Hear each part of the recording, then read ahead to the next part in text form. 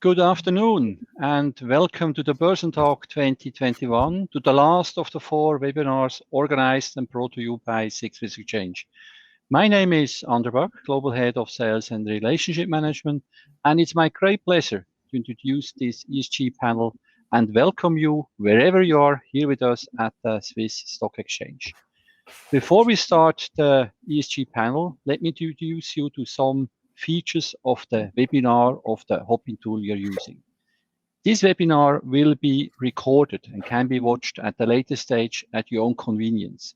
An email with a link will be sent out after the event with that. I also invite you to actively participate. You can submit questions at any time. And we also have prepared some polls, and I would be pleased if you could take part once these polls are shown. Just use the buttons on the right-hand side and switch between polls and Q&A. In Q&A, you can pose your questions, and the polls, that's where you can vote for the polls. So let's talk ESG. According to the Swiss Sustainable Finance Report, which was published recently, investments into ESG in Switzerland has grown 30% in 2020 to over 1.5 trillion Swiss francs, confirming the strong interest.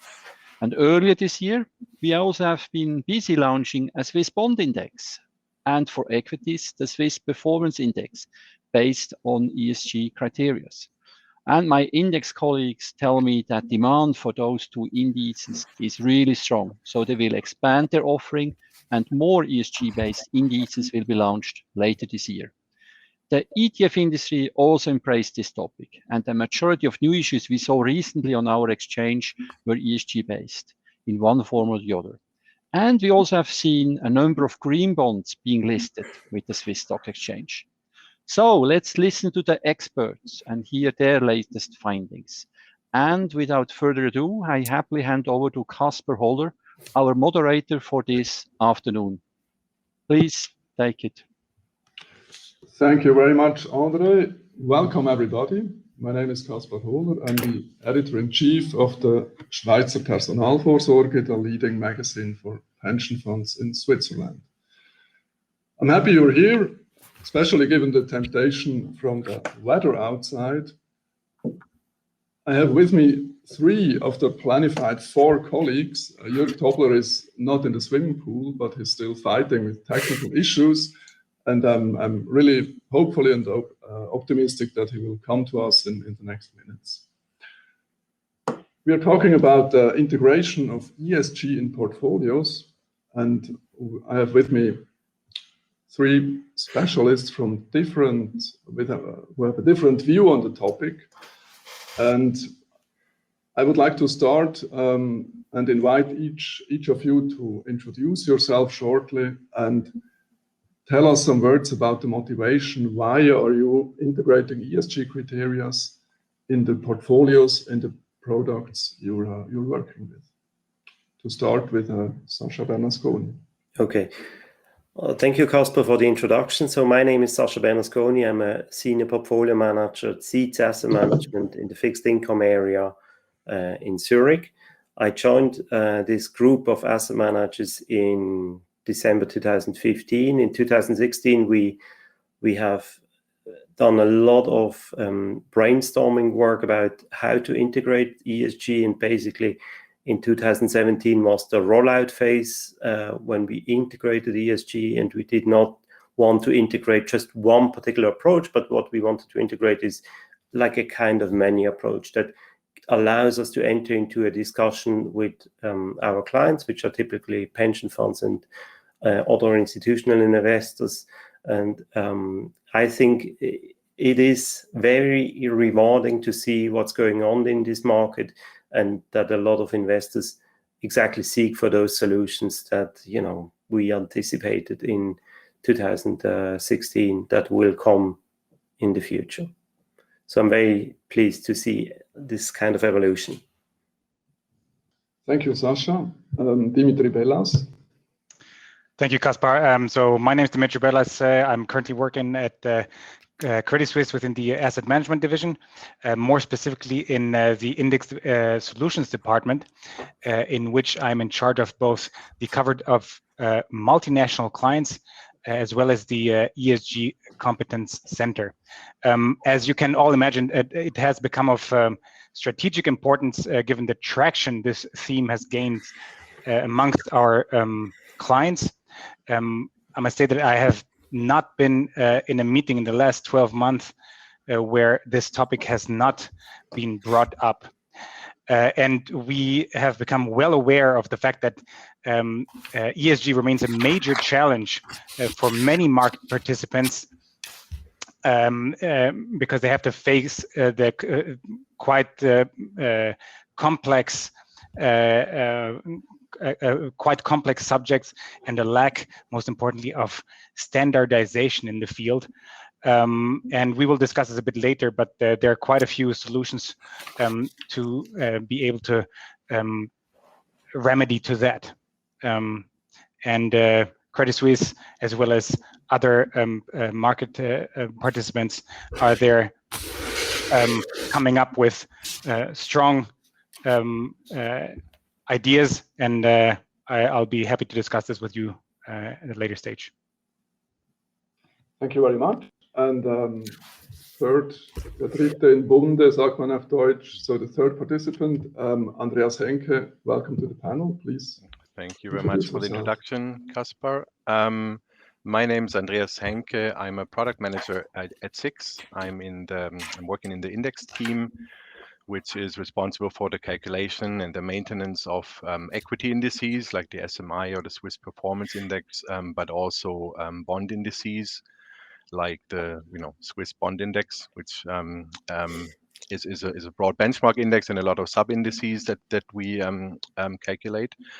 I'm personally mainly responsible for the bond indices, so on the bond side, and in my function, I've also been involved in the creation of the SBI ESG indices that have been launched earlier this year. I mean, the reason why we launched those indices is really was mainly driven by the market. I mean, there is a lot of talk about ESG, obviously. I mean, in the past years, the popularity of ESG has really increased. And so we had clients and other parties being interested in a solution for the Swiss market. Those clients oftentimes were already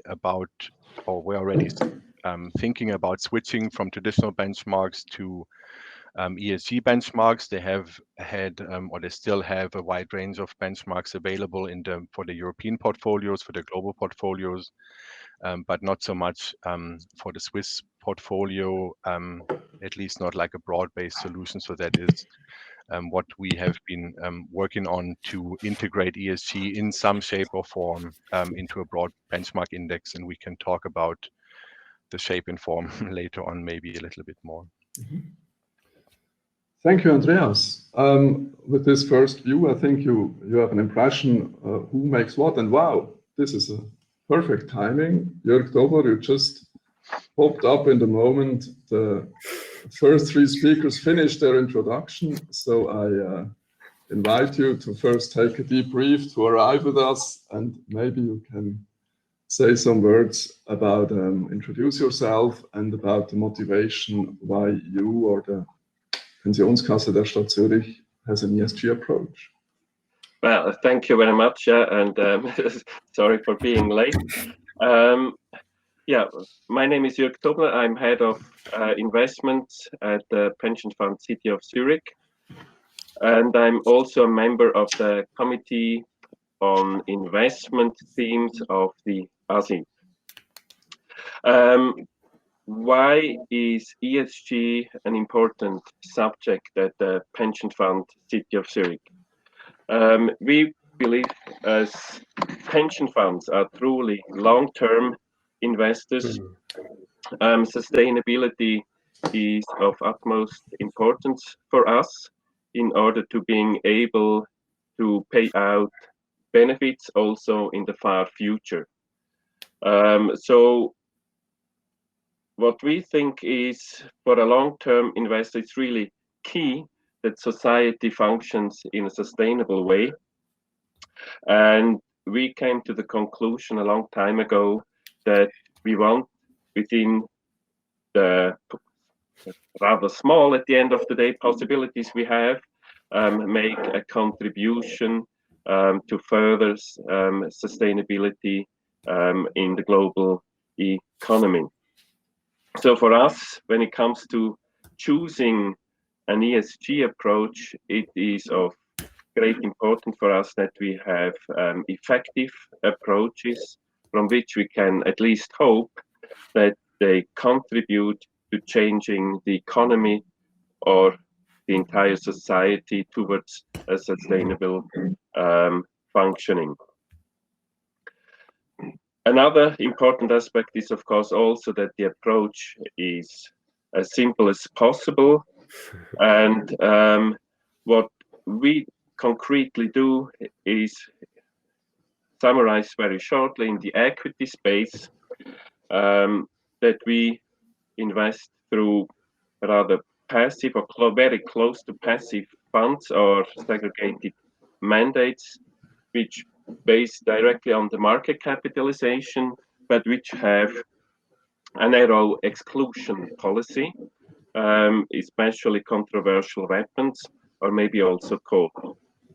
So we want to deliberately position ourselves very close to market capitalization, and the ESG is brought into our approach through participation in engagement pools, like in Switzerland Ethos, for which we have been a co-founder back in 2004.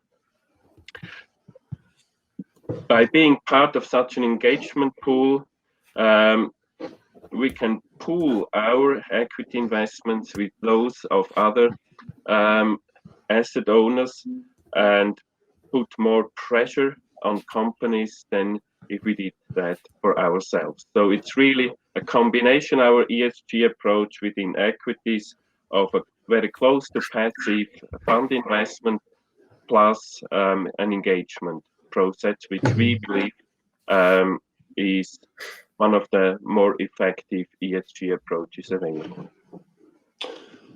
Thank you very much, Jörg. I would propose to go on in the discussion. Maybe, I mean, if you would tell us your whole strategy, it would be very interesting, but take maybe 10 minutes more. And I think we already addressed some topics that I'd like to go deeper. First of all, you made the bridge to the approaches. At this point, I would like to have the poll number 1 concerning the question that you addressed as well. Divestment versus engagement. Question to you, dear visitors of the webinar. You think investors should exclude companies with activities, especially in fossil fuels, from their portfolio, or should they engage? So buy the stocks and make an engagement as equity owner. Please take part in the poll. You have to take part if you want to see the results. So even if you're not really willing to do it, it would be interesting to see what happens.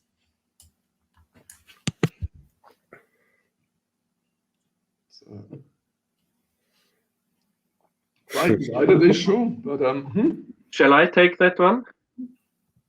Yeah, if you like, yeah. Well, as you may guess, our conviction is that engagement is more effective than divestments. And because within engagement, we can address the management of companies as a co-owner of that company, and therefore very credibly state that if that is the case, we are not happy with the way that the company is led, and to ask for specific changes in the way the management runs the company. And our experience over the years is that this does have an effect. It does need patience. They won't react to the first phone call, of course. But if you team up with other asset owners, pool a lot of money, and if you keep going and put pressure on them, in the end, there is a very good chance to achieve some change. And there is, in the meanwhile, also empirical evidence, for example, also in a recent paper by the University of Zurich, that indeed an engagement process real changes as a consequence. Thank you for this words to engagement. I would like to stay with one question with the engagements and then go on to if I can say, voila! I just wanted to ask you, but maybe I'm running open doors. Then, speaking of engagement, you think primarily of equities.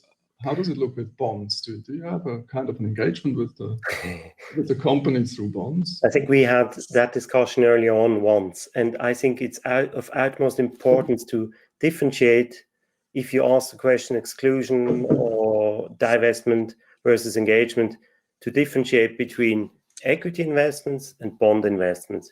If you think equity, you can have it's all or none. You either buy this company or this stock, and you believe you can do something with engagement, but this is not, or you don't. And with bonds, it's not the same, because with bonds, even think about the covered bonds which came out, or a covered bond. So if you buy a covered bond from a bank, let's call it UBS or whatever, or if you buy a cocoa bond from UBS, it's not the same animal. And if you buy a use of proceeds bond, which has even more differences. So you're just buying an Apple green bond in a way that Apple is going to do something about the environment. So it's not to divest Apple equity, but to speak like to engage and to do something like to buy an Apple green bond because they are doing something great and because Apple may have a good reputation and so on. Now, if you think about engagement, I think it's very simple to say, well, we engage and we do the votes and we go to the shareholder voting, but one might even say, well, what has been the effect? Let's say, for instance, on compensation, which has been a big issue in Switzerland about banking, but I think nothing dramatically has changed. Maybe you can vote about it, but even that, whereas if you look at bonds, I would even claim it's a more direct engagement, because if a company comes to the market and says, well, we want to finance a dedicated project, or we want to do an M&A, but the company has not a good governance, or the company is failing in some other issues, the price goes up. So because issues of bonds come regularly to the market, they receive a direct feedback, which is in terms of pricing. So they really take care, and we have recently seen a lot of credit investor relations being built up by big companies rather than only shareholder or investor relations only dedicated to shareholders. And I think it really matters whether you look at equities or bonds. Well, the feedback is even more directly with bonds than with equities, so they have to pay directly for their sins, kind of. Maybe moving on from this question, Dimitri, I picked two words from Jörg Dobler. He said the approach for the pension funds of the city of Zurich has to be effective and simple. Are these mainly the key wishes of the clients you work for as well? That is correct, and that's what I mentioned in the introduction. Basically, it's a very complex subject, because ESG can mean many things to different market participants. Some clients or some people are going to be more focused on a climate approach. Some others are going to want a combination of climate and something else, or want to exclude some sectors, or want to do more engagement. So first of all, you need to find some type of common ground, which will, allow many investors to speak the same language. And this is what we looked at for a long time. We engaged with several of our main clients and tried to find which were the criterias which we were the most important ones to really the set of clients. And what came out of this discussion back then, when we started this in 2017, was, first of all, when you do ESG, we have a fiduciary duty, so the performance cannot be impacted, at least not too much. So meaning you need a similar, if you switch to an ESG approach or ESG portfolio, you need to get a similar performance. That was the first thing. The second criteria, which is very, very important, is also when you switch, you don't want to change the risk profile of your portfolio. So in technical terms, that means you want a low tracking error. So you want an index or a methodology which is relatively close to the standard index or the standard methodology. And third, if you want to switch, most of the clients wanted to do a real switch, meaning very light versions were not the mainstream approach. Over time now, this has slightly changed. We see a more diverse landscape of what clients want, but definitely the key wish here is to have an approach which has these three criteria: no loss of performance, low tracking error, and high exposure to ESG factor. In this context, we chose at Credit Suisse to replicate ESG leaders indices mainly. We have also other methodologies, but that's the main one. But Dimitri, does this go together? Is that on one hand, they want basically the same performance, they want the same risk, no tracking error at all, but they want really a real switch and a big impact, a big good thing about it. Does this fit together? Seems like a little bit of a contradiction. It seems like it does, because the flows into our platform, which is mainly, as I said, based on the ESG leaders methodology, has now reached over 20 billion. We went from 0 to 20 billion. That's close to 20% of our fund assets within a bit more than 3 years, close to 4 years. So the market seems to like this approach, and I'm not going to go into details here and technical details, but this ESG leaders methodology allows to combine exactly these three criteria which I listed. Okay, maybe I want this question of the change of the switch. I want to pick it up, but first I want to go to Andreas from SIX.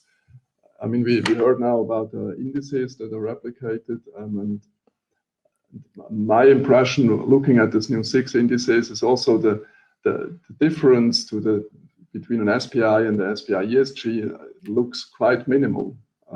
So was it the goal to give more or less the same, but with an ESG sign on it, or you think it makes really a difference for the investor to go in this ESG indices?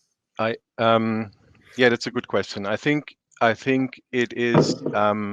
I mean, I think you're right in that the ESG indices are not very different to the original benchmark indices, but that was also the goal. So, I mean, we didn't want to have an index that is exactly like the original index, but we wanted to integrate ESG factors in some shape or form. And I think it's still a worthwhile approach, because we basically just are starting out on that. I mean, this is sort of these are the first ESG indices that we have launched in a for a broad benchmark. When Dimitri talks about the ESG leaders, that's obviously one index methodology or family within dozens of methodologies that the larger index providers already have out there. So this is certainly something that we will be looking into as well. But for now, I think as a starting point, launching an index that is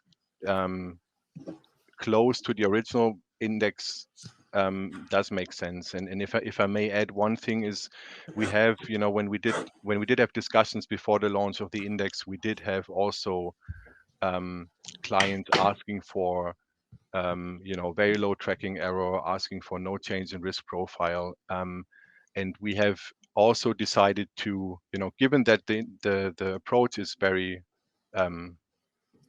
it's a slight ESG approach, if you want. or minimal ESG approach, we decided to just leave the index how it is. So we're not changing the profile after we're selecting companies. We could have also, made sure that the risk profile, that the weights will remain similar, that the tracking error is controlled, but we just wanted to have basically a broad benchmark index out there that is hopefully commonly accepted, which is given the numbers that we see from the assets that our clients were able to collect, seems to be the case. But obviously it's a starting point, and there's some discussion about whether this is the best methodology and how to improve it or come up with other methodologies. Mm-hmm. Thank you, Andreas. Before going on with the discussion, just when you're looking at this webinar, please feel free to put in questions. It would be a pleasure to discuss also your questions directly with the participants. Maybe before going, also addressing the question of methodology, a little bit more generally. I mean, Sasha, you're working for a company who is dedicated to active investing. When I listen to Dimitri and Andreas, I think it's basically you can invest through indices and have the perfect ESG exposure. Yeah. So thank you for this question. So when we do invest, for instance, into Swiss bond index, I think even if you do a kind of active investments, but you have an index of, let's call it, over 1,000 bonds, you cannot buy all the 1,000. So what you need to do is a so-called stratified sampling. Now, if you already do the sampling and you want to replicate certain characteristics of the index so that you have whatever kind of tracking error, whenever you do already that sampling, you already make an active decision. So when you do that active decision, and when you can combine it with whatever your values are on ESG, but with the same risk return level, but better ESG characteristics, so you can do it explicitly as agreed with the client based on this norm, and do an active kind of portfolio without basically changing much against the traditional portfolio. So I think that's the beauty of ESG. When a lot of people may have done it in the past, nowadays it has become explicit. So you define together with your clients the criteria, you define whether you yourself as an asset manager give values that are ESG, higher valued or lower valued, or whether you pick it from an external provider, which you can agree with even with your client. So I think that's the beauty of active portfolio management and ESG. Okay. I would like to pass this question to Jörg, but first maybe we can have the poll number 2, which addresses the question whether ESG is per se an active approach, or if it's possible to invest in ESG in a passive way. And while this poll will pop up soon, Jörg Dobler, going on with this topic, do you think, you said the approach of your pension fund is simple and effective, and is mainly through passive products in the equities. Is ESG investing, can this be really a passive approach, or is it an active decision to do it? An active decision for a methodology behind the index? Well, as soon as you deviate from the market capitalization in any systematic way, I have a strong conviction that this is active management. And though it looks like an easy way to just choose some standard ESG benchmark and to cover sustainability, I think it's really challenging to do that, because you should apply the same degree of, how shall I say, you have to be as careful in selecting an ESG index, I think, as in selecting any active manager. because you should study how the ratings which are used in such a benchmark come about, whether the ratings, the index you choose, you are sure that this is the best way to come up with ratings. And when we looked into ESG ratings or climate ratings, we saw that depending on the provider of such ratings, they may be very heterogeneous. So it's far from as as clear a rating as, for example, credit ratings are. Also, what I also feel unsure about indices with respect that they focus only on ESG. Active managers for a long time had to listen to the argument that they are ignorant of ESG risk and look only at financial analysis. And in my view, ESG indices nowadays are just the contrary. They look only at ESG and completely ignore financial analysis. So that should be, in the end, a suboptimal solution with respect to the financial component. So yeah, we are rather skeptical about this focus on ESG only. And we think if you want to do active management, you should address all relevant risk factors, and then you probably have to choose an active manager who looks as well into ESG risk factors as also into financial risks. So look, both part of it, kind of. One point, maybe just technically, I don't know how your screen looks, but I had to scroll down for the poll. So maybe I invite you again to take part in the poll. Actually, it's quite divided by 3, the votes. If it's a passive way, or is it per se active, or if you can really make a difference or not. I would like to pick up a thing Dimitri mentioned already before, and now you picked on it too, Jörg. The problem with this, the lack of standards in this field. Basically, you have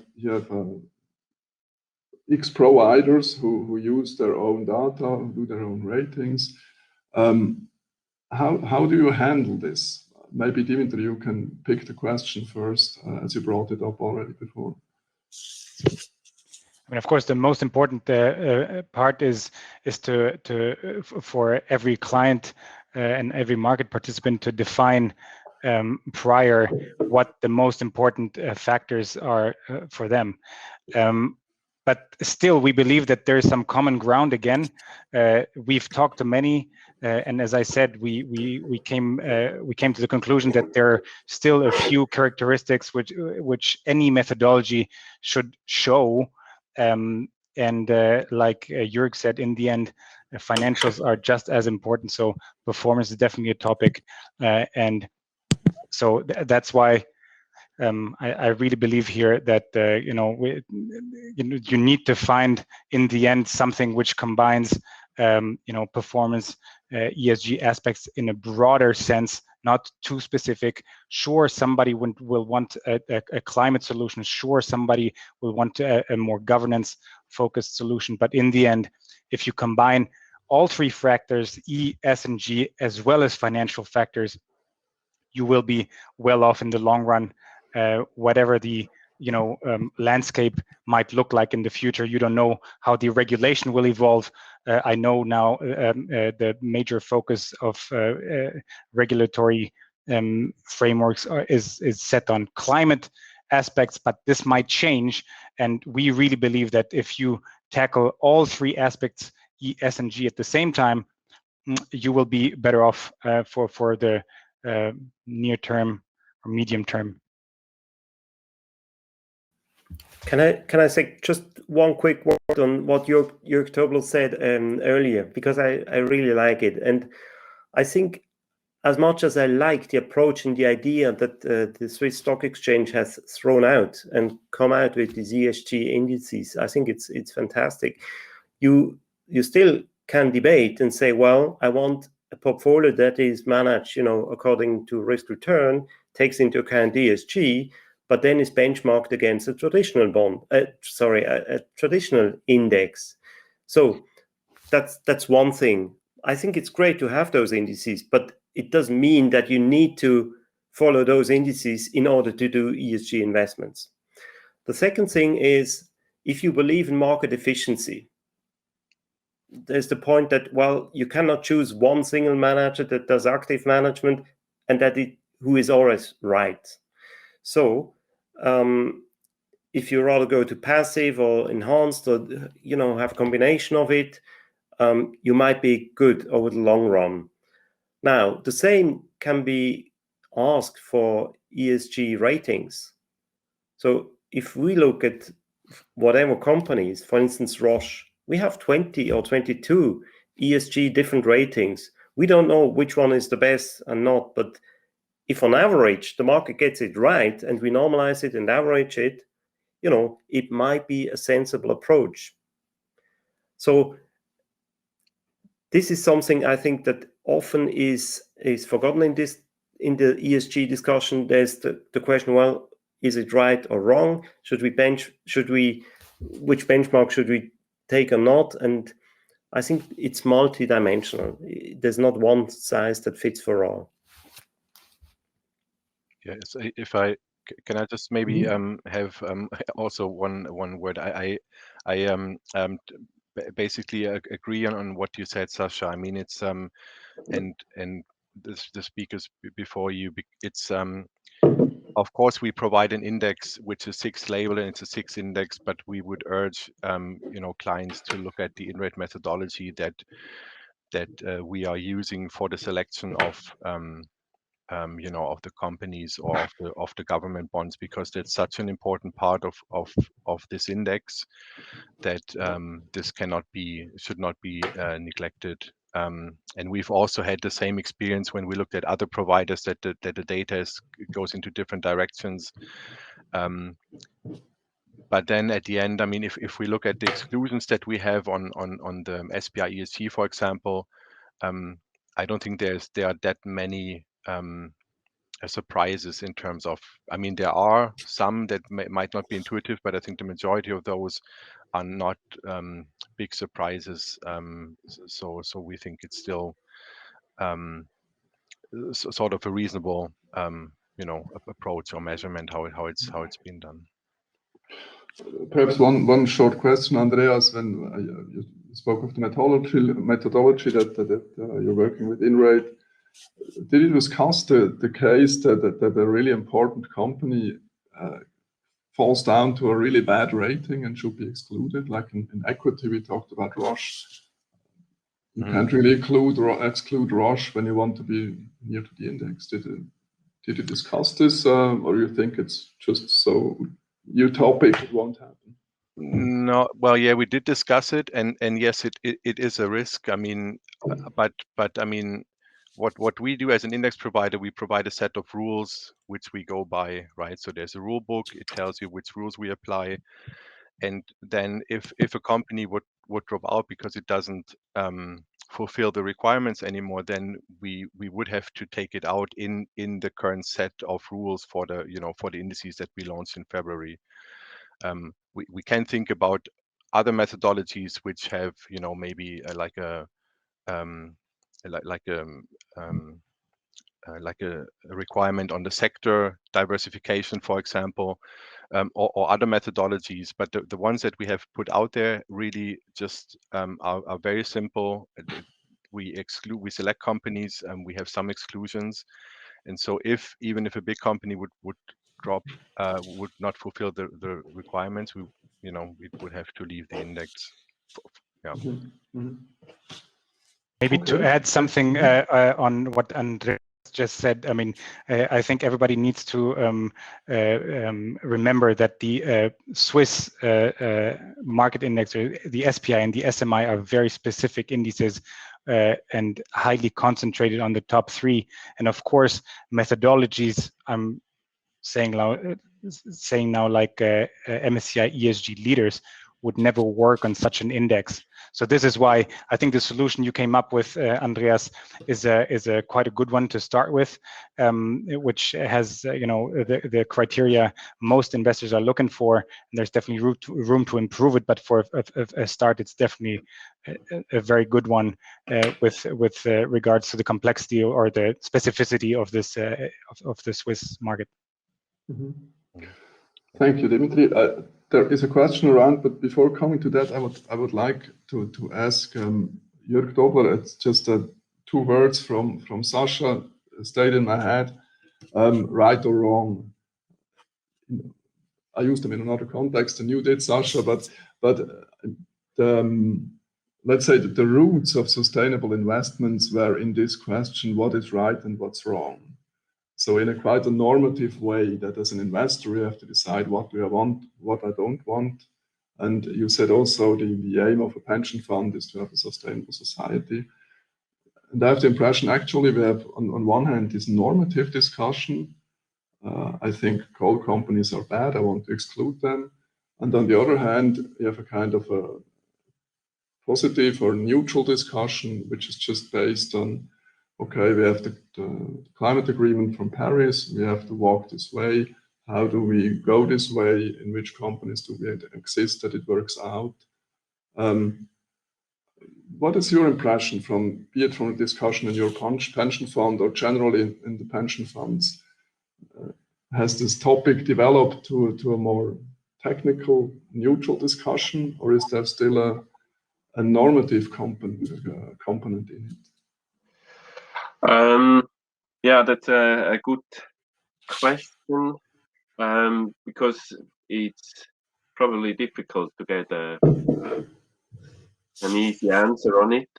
For a pension fund, or for many pension funds, I think it's difficult to take a positive or distinct ethical approach to investing, because in our case, we have more than 50,000 beneficiaries. I'm absolutely sure that the values these more than 50,000 beneficiaries have differ a lot. So, and we as a pension fund invest their money in a collective way. So I don't think we should take, let's say, an extreme way of investing and put a very strong positive or ethical component in it. So we take a normative approach, and especially globally accepted norms, like controversial weapons, that you shouldn't invest into controversial weapons, for example, or the UN Global Compact, because we think these are guidelines where probably not all of our beneficiaries agree with, but at least the great majority, because these are globally and broad norms. And so this is how we try to bridge the gap of the surely very diverse values our beneficiaries have. So kind of stick to the international standards, but don't try to make your own decisions. What is good and bad, basically. Yeah. Why should we exclude tobacco companies? Many of our beneficiaries smoke, I would suppose. So why should we exclude such companies?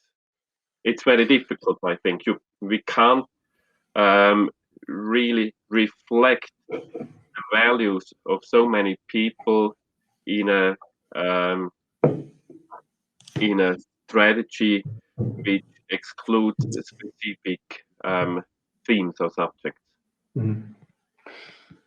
Thank you. I'd like to pick up the question from the public at this point. You see it in the chat.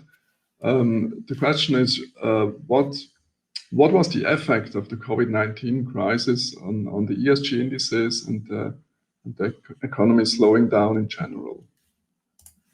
Who wants to pick up this question? Yeah, Sasha. In 2016 or in 17, when we did a lot of work and spoke with a couple of investors, that we are going to offer like a menu approach. So you either have exclusion based in class, integration, or thematic investments. We said that at some stage, we said that, look, there might be a risk that we don't see. And one of the risks was like the World Health Organization, which said, okay, climate change, it's not about the deaths that are going to arrive because of the heat. It's also old viruses that could come back.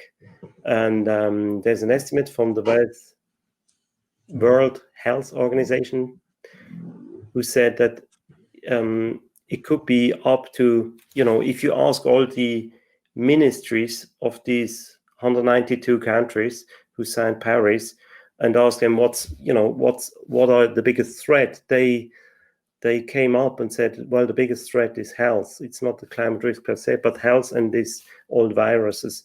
And so the meta study they've done at the end was that, well, on average, those 192 countries are saying that there will be a population between 50 and 80% of the world population that could be extincted by old viruses. So when we told that story, everybody was looking at us and said, well, we cannot think in 100 years' time or in 80 years. But now that we have seen there are those kind of risks that could really damage the environment, I think it's a very good thing to do proper investments, to have your fiduciary duty, but also to think, okay, what can be avoided? So I think it's a first shot, but it's not the worst one. Okay, so this was more the bigger picture. I saw your hand, Jörg. I'll come to you, but first maybe a step to Andreas. Really concretely, this SPI indices you created, be it bond index, equity index, was there a difference, especially last year when the crisis was really on the peak? Did you see a difference there?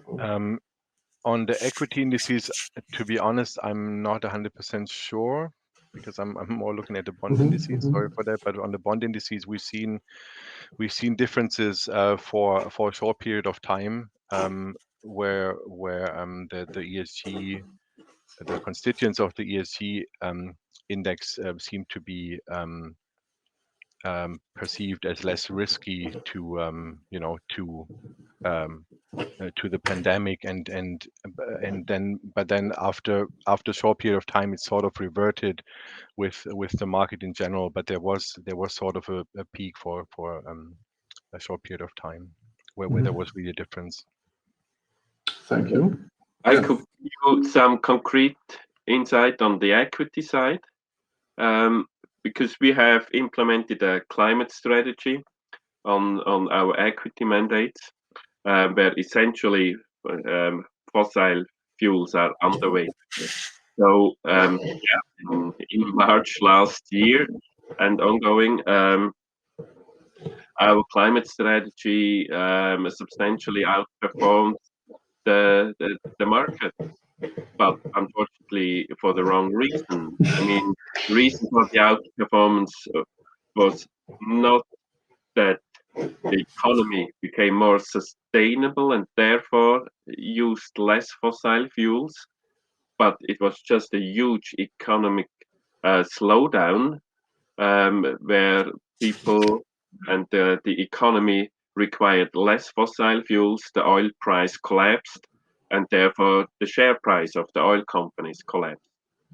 So it was an outperformance of ESG indices due to that factor, but it hadn't anything to do with ESG. So just shortly, it will be the last possibility to put your questions in the Q&A, and but to just go on to Dimitri with the step. was a good result for the wrong reasons. So I could say it was just luck that you weren't invested in airline companies or in oil companies.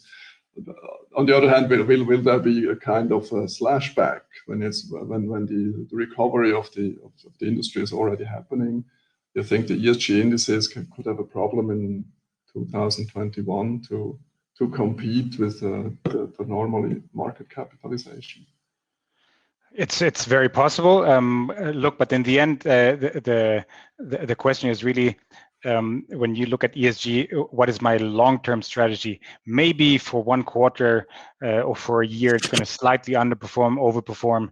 But all the switches which we have seen so far are durable switches. They're not going to change their strategy in a year or two because one index slightly over or underperformed. So overall, you need to think of, do I believe in a long-term improvement of society, like Jörg mentioned? Do I want to contribute to this? Am I able to afford such a switch in terms of performance, in terms of risk? But once you've decided to do so, these type of short-term, movements because of sector-specific events, I don't think they're going to play a major role. Mm-hmm. So you just have to really keep your decision and have the long-term view and go on the way you've chosen. Just to add, maybe, I mean, during the crisis in March 2020, we saw almost no outflows at all. Nothing. Mm-hmm. Nobody decided to change the strategy or completely, get out of equities. Or I don't know what. In the end, right after even, we saw massive inflows in our ESG strategies. Massive. So we had inflows last year of over 14 billion, out of which I'd say 40% was in ESG strategies, and this in particular after the March crisis. So maybe also for the trend ESG, COVID was also a booster, like for digitalization, for home definitely office. Ongoing trend can be even forced, maybe. Yeah. Definitely, yes. Well, I think that this is one of the great challenges for pension funds to address climate risk, because that's a very long-term theme, and we would be surprised that the climate strategy we have implemented might over or underperform for a longer period, like 2, 3, or even 4 years. And can you really stick to your strategy in such a situation? Because you might get unsure whether your strategy is really appropriate and might be tempted to change it after a prolonged period of underperformance. But maybe your strategy is just perfect. But we absolutely expect that such strategies will over or underperform for some time periods. There won't be just one trend. You do it this way and then you outperform all the time. And to stick to that will be very challenging over decades. Thank you, Jörg Tauber. We have to come to the end, and we just now in the long-term thinking and the importance of the whole thing. I'd like to make a step back at the really short term. I spoke an hour before of the temptation of the weather. Everybody is looking for a drink or an ice cream. So one last effort. If you imagine an ESG portfolio as a drink or as a flavor of ice cream, what drink, what ice cream would you serve and why? Who likes to make the first shot?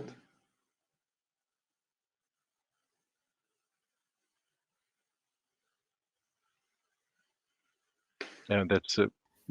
Oh, sorry. You want to go, Sasha? Yeah, Sasha and Andreas. In light of ESG, well, there's a study conducted by Copenhagen University, and they said that the production of 100 grams chocolate consumes about 1,200 liters of water. So you take like 25 showers for 100 grams of chocolate. So I wouldn't serve a chocolate ice cream, but I would rather serve something that uses local produced fruits. Thank you very much, Sasha.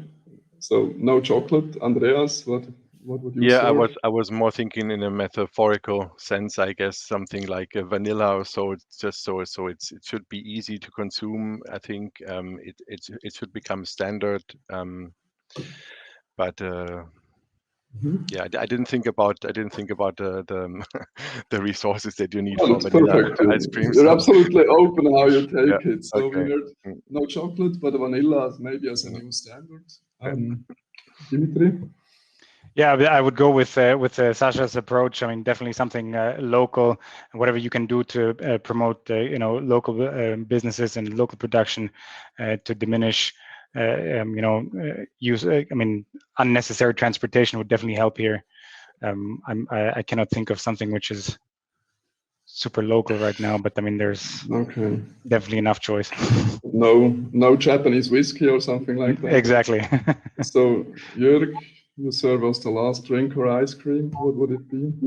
Well, apple juice from Thurgau, and engage with the producers and make sure that whatever they do in a sustainable way. Wonderful. Thank you very much for the insights in the ESG integration questions, for the final drink or ice cream. And thank you for watching the whole webinar, dear visitors. I wish you a wonderful evening. Enjoy the summer and see you maybe soon in person. Bye-bye. Thanks very much. Thank you, everyone. thank you.